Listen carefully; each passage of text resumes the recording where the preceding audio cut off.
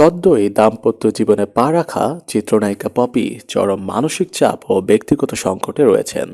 তিনি জানান, তার চাচাতো বোনের জামাই প্রথমে তার বাসায় লজিং করতেন।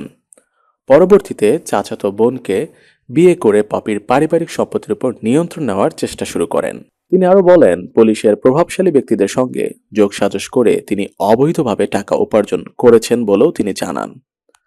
চিত্রনায়িকা পপি জানান, তার মা বাবা সিনেমা থেকে উপার্জিত টাকা দিয়ে খুলনায় যেসব জমি ও সম্পত্তি কিনেছিলেন তার সবই এখন আত্মীয় স্বজনের দখলে।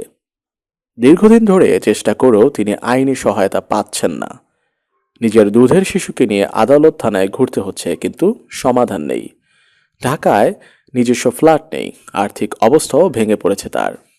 তিনি মনে করেন, প্রতারণা, আত্মীয় স্বজনের লোভ ও সমাজের অনাগ্রহ তার জীবন ও ক্যারিয়ারে বড় প্রভাব ফেলেছে। নিজের উপার্জিত সম্পত্তি ফিরে পেতে তাকে কঠোর লড়াই চালিয়ে যেতে হবে, এই আশা নিয়ে তিনি এগোচ্ছেন।